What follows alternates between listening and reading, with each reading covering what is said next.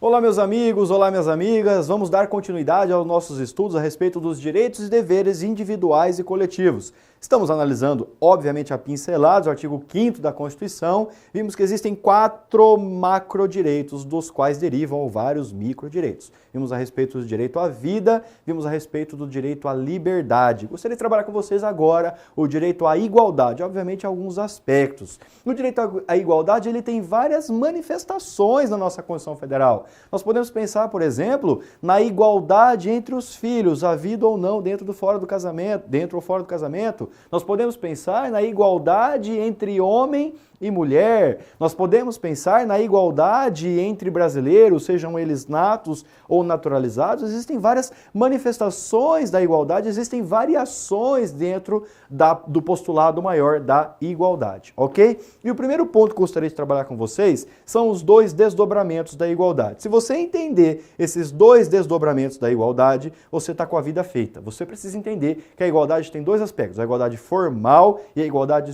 material ou substancial. Ok? Essa diferenciação, pessoal, para quem está estudando para concurso de nível superior jurídico, ela não é mais tão cobrada, ok? Só para dar essa dica. Se você estuda para nível superior jurídico, você não precisa dar tanto enfoque nisso, porque ficou um pouco matéria batida assim. Agora, se você está estudando para concurso de nível médio e para concurso de nível superior não jurídico, aí eu aconselho você a prestar atenção nessa dicotomia que eu vou fazer aqui para vocês, ok? É impressionante como o examinador ele adota certos padrões e esse é um clássico caso de exemplo de adoção de um padrão, ok? Então vamos lá. A igualdade, pessoal, primeiro aspecto que eu quero trabalhar com vocês sobre a igualdade é o fato de que a igualdade, ela pode... Deixa eu pegar a canetinha vermelha aqui. É o fato de que a igualdade pode ser percebida, compreendida sobre um aspecto formal, ok? E pode ser percebida sobre um aspecto substancial. Também pode aparecer na sua prova como igualdade material. Voltem aqui comigo que eu vou explicar para vocês. Vou dar um conceito básico para vocês de igualdade formal. Estou pegando os conceitos sempre que possível lá do meu manual de direito constitucional. Recomendo vivamente, se você tiver interesse no livro. É óbvio que você não é obrigado a comprar. Você pode comprar, estou seguindo um determinado doutrinador, posso continuar com ele? Pode, tranquilamente. Professor, tem que ser a Natália Masson, o Pedro Lenza, o Gilmar Mendes, o Marcelo Novellino. Pessoal, você adote o autor, o doutrinador de direito constitucional que te deixe mais à vontade, tudo bem? Você não é obrigado a adotar um determinado doutrinador, ok? Igualdade formal, se quiser me adotar também, fica à vontade, eu agradeço. Igualdade formal, vamos lá, anotem esse conceitinho. Sob enfoque formal, a igualdade consiste em tratar a todos igualmente. Sob enfoque formal, a igualdade consiste em tratar a todos igualmente. O que é igualdade formal, pessoal? Havendo uma paridade, havendo a mesma situação, você não pode promover qualquer tipo de discriminação. Vou dar um exemplo de como a coisa se opera. Igualdade formal, certo? Vamos supor que você e seu amigo, vocês desempenham o mesmíssimo cargo público. Vocês estão na mesma repartição pública, vocês têm as mesmas condições de trabalho, vocês têm os mesmos horários de trabalho, vocês têm as mesmas funções. Veja só, não seria justo se você recebesse 5 mil e o seu colega recebesse 10 mil. Olha, no serviço público, é um preceito, inclusive, inerente ao sistema que organiza a administração pública. Vocês, inclusive, estudam isso em direito administrativo. As pessoas, inclusive no direito do trabalho, isso vale também, ok? As pessoas que desempenham o mesmo labor, com as mesmas características, com as mesmas responsabilidades, devem ter a mesma remuneração, independentemente da natureza da parcela que você esteja recebendo.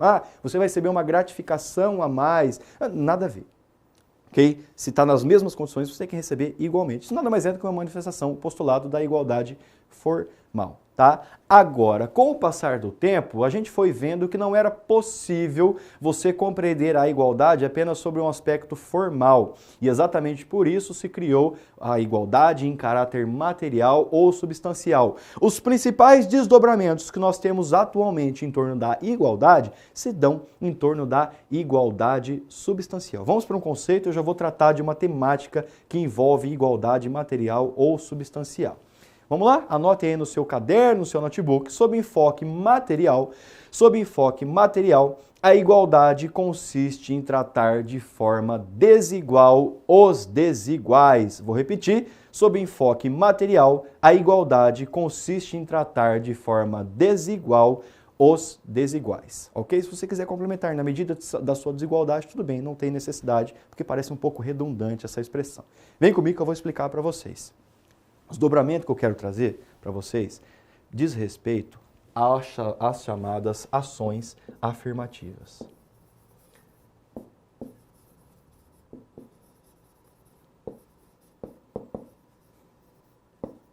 Ações afirmativas. Pessoal, professor, estou prestando prova de defensoria pública. Preciso saber ações afirmativas? Meus amigos, você precisa comer com manteiga ações afirmativas. Se você está prestando concurso que envolve uma posição de atendimento aos mais carentes, aos hipossuficientes, seja da defensoria pública, enfim, do cargo que você esteja prestando, como técnico, como analista de defensoria, etc., você precisa saber ações afirmativas. Mas também para a magistratura já foi perguntado várias vezes o que são essas ações afirmativas. As ações afirmativas, pessoal, são um movimento surgido nos Estados Unidos da América, notadamente a partir da década de 1950 ou final da década de 1950, 1960.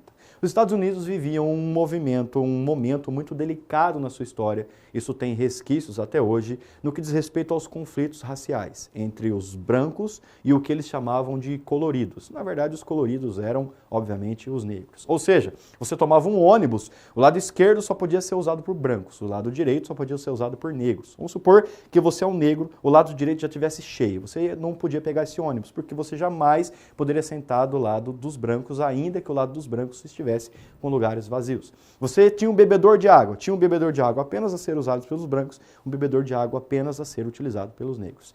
Os Estados Unidos viviam com esse conflito, exatamente para tentar pôr uma pá de cal nesse conflito, e isso resvala até hoje, existe um conflito racial muito forte nos Estados Unidos da América, se chamou as chamadas affirmative actions, né? Que a gente traduz como ações afirmativas. Isto é, elas se destinam a corrigir aquilo que se chama de erros históricos. Olha, como você sempre foi preconceituoso com os negros, você vai promover uma certa compensação histórica por conta disso. Como você praticou a escravidão, você vai dar uma certa compensação histórica por isso. Como o ensino público, ele hoje tem, na grande maioria dos casos, uma qualidade inferior ao ensino privado, você vai dar uma certa compensação por isso. Isso nada mais são do que as chamadas ações afirmativas. Uma característica fundamental das ações afirmativas, característica fundamental é o fato de que elas devem ser temporárias, pessoal. Portanto, eu já vi isso aparecer em prova objetiva. Para você adjetivar as alternativas, traziam adjetivações às ações afirmativas e lá se falavam que elas tinham caráter definitivo. E quando aparece que as ações afirmativas têm caráter definitivo, isso deve ser marcado como equivocado. As ações afirmativas têm necessariamente um caráter temporário. Rafael, quando é que vai começar e quando é que vai terminar uma política de ação afirmativa? Eu não sei. O ideal seria que houvesse um plano, um projeto, um planejamento social e governamental para que se delimitasse o prazo dentro do qual vai ocorrer essa compensação. Olha, nos próximos 50 anos nós vamos promover uma compensação com os negros. Nos próximos 100 anos nós vamos promover uma compensação com os índios. Ou ainda, você pode trazer uma finalidade, um objetivo e quando você atingir esse objetivo, você cessa as ações afirmativas. Porque a sua característica fundamental, ao menos pensando as ações afirmativas como elas foram genuinamente pensadas, ou seja, lá nos Estados Unidos como affirmative actions, na década de 50, 60, elas eram para ser temporárias, ok? Tem muita gente que fala que não, que elas podem ser definitivas, mas não é o posicionamento que prevalece se você pensar na origem do entendimento, ok? Muita discussão existe, pessoal, a respeito de argumentos contrários e favoráveis às ações afirmativas. Muita gente fala, por exemplo, que as ações afirmativas, quem é favorável às ações afirmativas, fala o seguinte, olha, elas não privilegiam mérito coisíssima nenhuma. Ou seja, você vai ter preferência no vestibular pelo fato de você estar vindo de um ensino público. Você vai ter preferência num concurso público pelo simples fato de você ser negro, pelo simples fato de você ser um índio. É uma discussão, uma crítica que se opera, uma crítica e se traz dados de ambos os lados. Agora, por outro lado, há quem diga o seguinte, não, negativo, As ações afirmativas, elas visam dar privilégios porque elas nada mais, nada menos são do que manifestação do princípio da igualdade sobre caráter substancial ou material, conforme nós estamos estudando aqui. Veja, portanto, que é uma discussão totalmente atrelada ao princípio da igualdade em caráter substancial ou material. Se diz, por exemplo, em sentido contrário, que as ações afirmativas seriam antidemocráticas, porque elas criam uma separação na sociedade.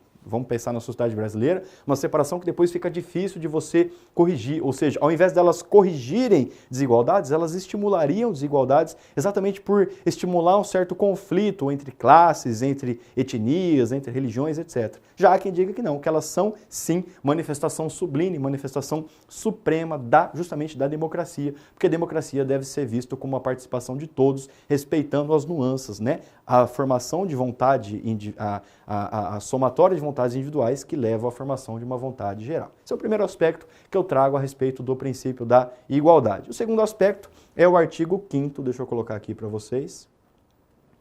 Artigo 5º, inciso 1º da Constituição. Artigo 5º, inciso 1º, só para falar a respeito da igualdade entre homens e mulheres. Artigo 5º vai falar: homens e mulheres são iguais em direitos e obrigações. Atenção, hein, pessoal, nos termos desta Constituição. Por que eu estou trazendo esse dispositivo? Por dois motivos.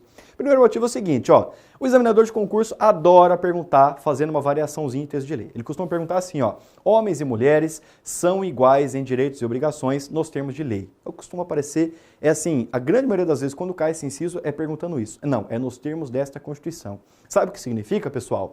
Que a Constituição, e apenas ela, pode estabelecer distinções entre homens e mulheres. Vou repetir. A Constituição, e apenas ela, pode estabelecer distinções entre homens e mulheres. Aí você fala assim, ah, Rafael, mas eu estou vendo que na CLT você pode ter certas distinções para o trabalho feminino, que eu estou vendo em direito administrativo que você pode aposentar se você for mulher, tendo menos tempo de idade, menos tempo de contribuição. Olha, pessoal, na verdade, o que as outras disciplinas, o que a legislação infraconstitucional pode fazer é regulamentar o disposto constitucionalmente, tá? É aquela lógica que se opera sempre. O que está na Constituição pode ser regulamentado? Pode. Agora, você nunca pode reduzir o âmbito de incidência da norma constitucional se a norma constitucional não te autorizar a isso, ok? Lembra quando a gente estudou a eficácia e aplicabilidade das normas constitucionais? As normas de eficácia plena não podem ser reduzidas. As normas de eficácia contida, elas podem ser reduzidas. Só que quando elas puderem ser reduzidas, a Constituição vai explicitamente falar nesse sentido. Olha, pode haver, tem que ser nos termos de lei, então uma lei pode vir e exigir determinadas qualificações, determinadas condições, ok? E a Constituição faz algumas diferenciações entre homem e mulher. O serviço militar, por exemplo, em tempos de paz, os homens estão obrigados ao serviço militar, as mulheres não estão obrigadas ao serviço militar. O grande exemplo que nós temos aqui. Agora, igualdade no planejamento familiar entre homem e mulher, tranquilo. Igualdade entre filho e filha, tranquilo. Capacidade de decidir, de cuidar, de exercer o poder familiar entre homem e mulher, tranquilo, tudo bem? São decorrências do princípio da igualdade. Vamos pular para o nosso próximo princípio, para o nosso próximo macro direito, digamos assim. Gostaria de trabalhar com vocês a respeito de segurança. Deixa eu colocar aqui no meu controle o direito à segurança. Vamos lá, pessoal. Então já vimos o direito relacionado à vida, já vimos alguns pincelamentos relacionados à liberdade,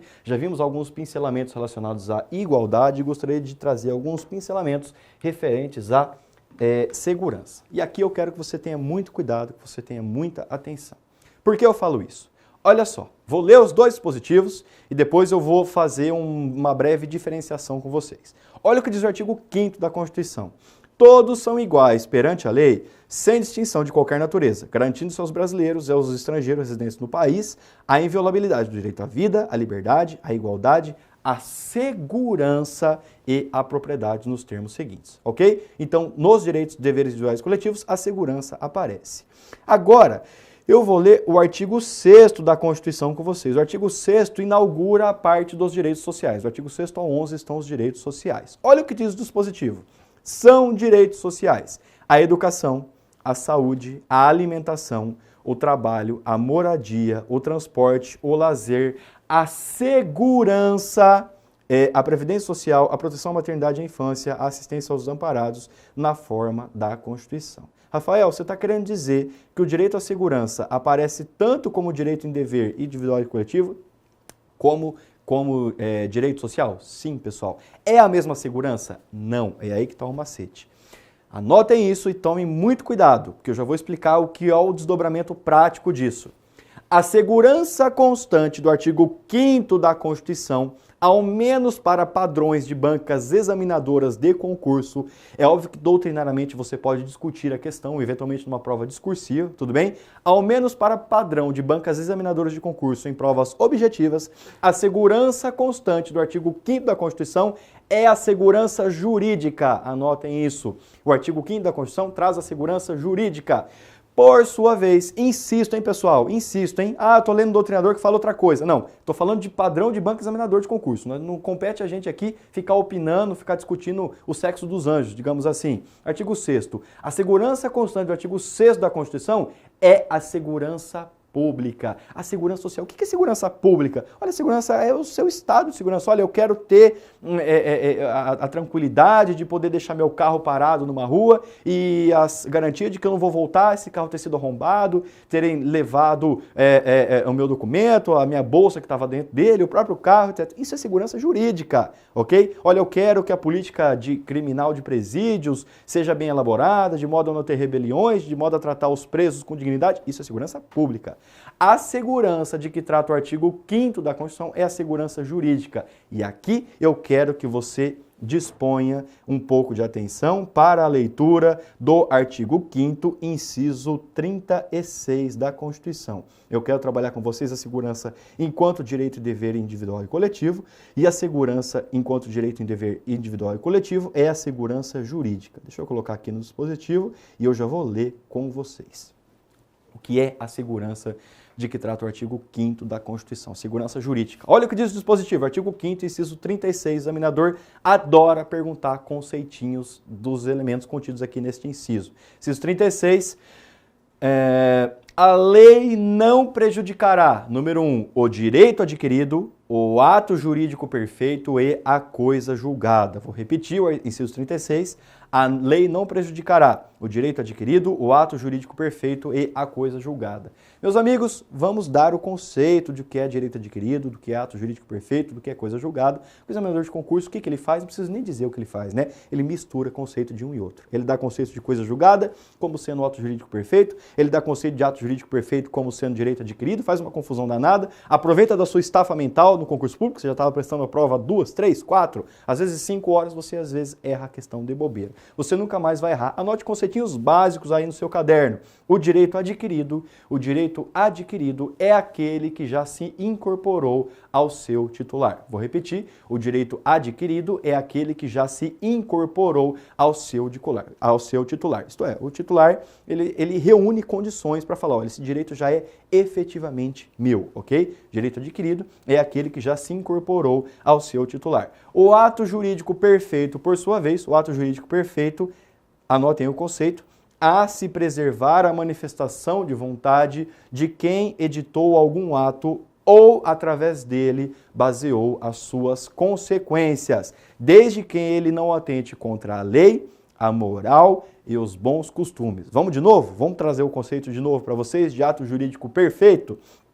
A se preservar a manifestação de vontade de quem editou algum ato ou, através dele, baseou suas consequências, desde que ele não atente contra a lei, a moral e os bons costumes. Esse é o ato jurídico perfeito. Por que ele é perfeito? Olha, você já criou uma expectativa em relação àquele ato, de modo que, se agora você agir de modo diverso daquele ato, ou alguém quiser agir de modo diverso daquele ato, nós teremos o que se chama de comportamento contraditório. Quando você estuda lá no direito civil, mesmo no direito processual civil, você estuda a ideia de proibição do comportamento contraditório, venire contra factum próprio. Olha, o venire contra factum próprio, a proibição do comportamento contraditório, nada mais é do que uma violação a uma ideia de ato jurídico perfeito. Você cria uma expectativa em relação ao seu ato, as outras pessoas criam uma expectativa em relação ao seu ato, você não pode agir contrariando essas expectativas que foram criadas, ok? Então, dê o conceito de direito adquirido, dê o conceito de ato jurídico perfeito, anotem aí o conceito de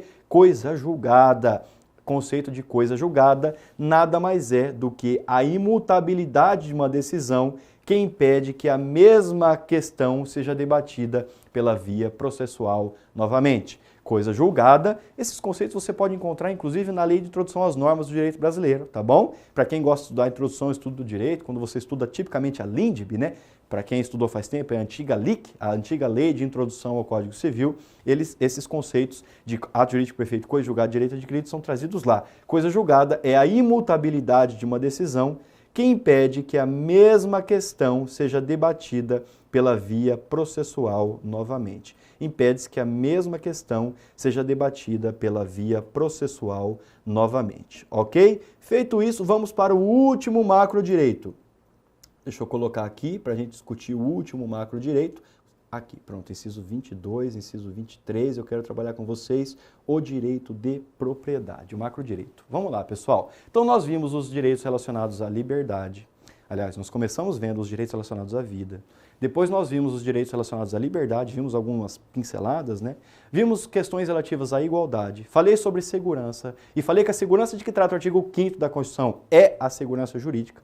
O artigo 6º trata da segurança pública. Ah, Rafael, você disse que algumas divergências doutrinárias são possíveis. Só para eu saber o que são essas divergências doutrinárias. Olha, no âmbito da prova discursiva, você pode muito bem falar o seguinte, olha, a segurança do artigo 5º, ela também pode ser vista como um direito individual. Eu, Rafael, quero ter a minha parcela que cabe de direito à segurança. Nada mais é do que você alegar isso. Não é um entendimento absolutamente prevalente. De toda maneira, se você tiver a fim de desenvolver essa ideia numa eventual prova discursiva, fique à vontade, fique tranquilo. Você vai, inclusive, mostrar para o seu examinador que você está por dentro das discussões que estão acontecendo atualmente no âmbito mais doutrinário, tá? Âmbito jurisprudencial, provas de concurso, notadamente provas objetivas, se adota essa distinção que eu acabei de falar aqui para vocês a respeito do direito à segurança. Vamos para o direito à propriedade, pessoal. Direito de propriedade. Gostaria de ler dois dispositivos com vocês que devem ser interpretados, devem ser analisados conjuntamente. Olha só, o artigo 5º, inciso 23 da Constituição, desculpem, o artigo 5º, inciso 22 da Constituição e o artigo 5º, inciso 23 da Constituição. Quero trabalhar com vocês direito de propriedade e função social da propriedade. Olha o que diz o dispositivo do inciso 22. É garantido o direito de propriedade. Acabou. Não tem segredo nenhum, típica regra constitucional, ok? Típica regra constitucional. Direito de propriedade é assim, ou você tem ou você não tem. Ah, Rafael, mas a função social, a possibilidade de desapropriação, a possibilidade de uso capião, não, são outras regras, são outros temperamentos, exceções ao direito de propriedade. Direito de propriedade é assim, se você titularizou, se você reuniu os atributos necessários, você titulariza o direito de propriedade. Pronto, acabou, ok? Então, artigo 5º, inciso 22, trata do direito de propriedade. Agora, artigo 5º, inciso 23, vai falar o seguinte, ó, a propriedade atenderá à sua função social. Dica fundamental que eu gostaria de trabalhar com vocês aqui, ó. Em provas de concursos públicos, provas objetivas, portanto, provas de testes, ou verdadeiro ou falso, é muito comum que apareça o seguinte, ó, a função social da propriedade é uma exceção ao direito de propriedade. Você deve perguntar assim, Rafael, eu marco isso como certo ou como errado? Olha, numa prova objetiva, pessoal, você pode marcar isso como certo. Eu aconselho a que você marque isso como certo. Vou repetir, tá? Em provas objetivas, você pode marcar como correto se aparecer que a função social da propriedade é uma exceção ao direito de propriedade. Agora, numa prova discursiva, você não vai seguir esse posicionamento. Você não vai falar que a função social da propriedade é uma exceção ao direito de propriedade. Não. Você vai falar que é um complemento ao direito de propriedade, é uma complementação. É dizer, o direito de propriedade somente existe porque existe a função social da propriedade. E a função social da propriedade somente existe porque existe o direito de propriedade. Isso significa o seguinte, você pode titularizar alguma coisa, um bem imóvel ou imóvel, chamá-lo de seu, tranquilamente, pessoal. O artigo 5º, inciso 22 está aqui deixando claro isso, garantir o direito de propriedade. Agora, você precisa que esse bem cumpra determinados requisitos. Existem requisitos para a propriedade urbana, existem requisitos para a propriedade rural, isso a gente vê oportunamente na nossa parte de ordem econômica e financeira. De toda maneira, o que eu adianto para você? Olha, se você tem uma terra improdutiva, se você tem uma terra que você não demanda nenhum cuidado, se você tem pessoas estranhas a essa terra morando naquela propriedade e essa pessoa vai adquirir um determinado lapso temporal, mais outras condições, de modo que ela possa requerer essa propriedade por uso capião, ela vai poder fazer isso.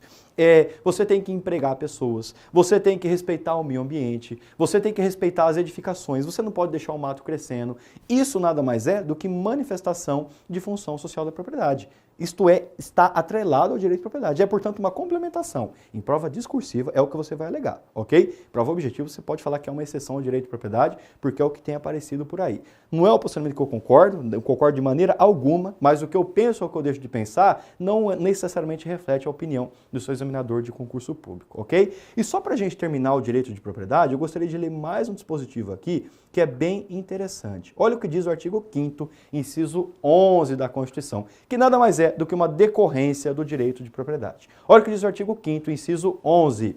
A casa é asilo inviolável do indivíduo. A casa é asilo inviolável do indivíduo. Ninguém nela podendo penetrar sem consentimento do morador, salvo em caso de flagrante delito ou desastre, ou para prestar socorro, ou durante o dia, por determinação judicial. Vou ler mais uma vez, ok? A casa é asilo inviolável do indivíduo. Essa é a primeira informação que eu trago para vocês. Casa, asilo inviolável do indivíduo. Rafael, o que é casa? É qualquer coisa que tenha caráter de moradia. Estou estudando o artigo 5º, inciso 11. Casa é qualquer coisa que tenha um caráter de moradia, isto é, um local de descanso. Rafael, a boleia de um caminhão é casa? Sim, para efeito de pensar assim, aquela parte traseira do caminhão que você dorme para descanso, pode ser considerado casa, tudo bem? Então, você vai ter certos requisitos. É amplíssimo, tudo bem? É amplíssimo. O meu escritório profissional, naquela parte que não é aberta ao público, pode entrar no conceito de casa? Também pode. Um quarto de hotel pode entrar no conceito de casa? Também pode. O critério é amplíssimo. Você analisa, a pessoa usa isso como fim de descanso, como fim de moradia, é casa para todos os efeitos, é protegido no artigo 5º, inciso 11 da Constituição. Então vamos lá. Qual que é a consequência da casa ser asilo inviolável do indivíduo? A primeira consequência é que ninguém nela pode penetrar sem consentimento do morador, ok? Então a regra é que ninguém pode penetrar na casa sem consentimento do morador. Logo, você automaticamente pressupõe que se o morador consentir em qualquer situação, você pode penetrar na casa. Ou seja, você não pode entrar na casa porque é de noite. O examinador adora falar isso. O morador consentiu, mas como era noite, você não podia entrar na casa. A autoridade policial não era um flagrante, não poderia cumprir um mandado porque era noite. Não, pessoal. Se o morador consentir, você pode entrar durante o dia, você pode entrar durante a noite, você pode entrar em caso de desastre, em caso de flagrante delito. Em caso de consentimento do morador, o dono da casa está falando, você pode entrar na minha casa. Ou seja, com o consentimento do morador, você pode entrar na casa, ok? É a maneira que você tem que ler esse artigo 5º, inciso 11, porque muita gente erra ele por conta das pegadinhas. Olha só, salvo em caso de flagrante delito ou desastre. Salvo em caso de flagrante delito ou desastre. Pensa o seguinte, a polícia está no encalço de um criminoso. Esse criminoso pula o muro de uma casa e entra lá dentro de uma casa. Você vai esperar, no caso de flagrante delito, o morador vir consentir? Até o morador consentir, esse indivíduo já sumiu, já fugiu. Então você não precisa do consentimento do morador nesse caso. Flagrante delito independe de consentimento do morador. A qualquer hora do dia, tudo bem? Pode ser durante o dia, pode ser durante a noite. Também no caso de desastre, pessoal, a casa está pegando fogo, a casa está sendo inundada, está descendo barro de uma encosta, está entrando na casa, tem uma pessoa que você precisa entrar lá e salvar. O morador vai falar o seguinte, eu não consinto. Ou então, não é dia, você não pode entrar. Negativo, em caso de desastre, em caso de flagrante delito, você pode entrar na casa independentemente da hora do dia, independentemente do consentimento do morador. Agora, olha a seguinte situação tratada aqui. Flagrante delito, desastre ou para prestar socorro. Tudo bem? Nesses casos não depende de consentimento do morador, independe também da hora do dia. Agora, por determinação judicial, vamos ver que você tem um mandado lá, o juiz fala o seguinte, vamos dar uma busca e apreensão dentro dessa casa aí sim é somente durante o dia, ok? Então é a maneira que você tem que entender o artigo 5º, inciso 11. Você não vai mais perder isso, porque o examinador adora fazer pegadinhas. Com o consentimento do morador, pessoal, qualquer hora do dia, morador consentiu, você pode entrar. Por caso de flagrante delito, evitar desastre, prestar socorro, você pode entrar sem consentimento do morador, independentemente da hora do dia. Tudo bem? Pode ser dia, pode ser noite, pode estar chovendo, nevando, etc. Agora, por determinação judicial, o juiz expede uma ordem lá, ó, mandado de prisão preventiva. Você pode, o indivíduo está lá dentro daquela casa. Ou então, mandado de busca e apreensão. Está lá naquela casa. Aí somente durante o dia. Aí você deve perguntar assim para mim, Rafael, mas o que é dia? O que é dia? E a expressão dia submete-se a 3 critérios. 3 critérios do que é dia. Vamos comigo na lousa. Eu já estou terminando esse bloco. Primeiro critério para aferir o que é dia é o critério cronológico. Critério cronológico. O segundo critério para aferir o que é dia é o critério físico-astronômico. É o critério físico-astronômico. Por incrível que pareça, o direito constitucional se debruça sobre a definição do que é dia. E o terceiro critério é o critério misto.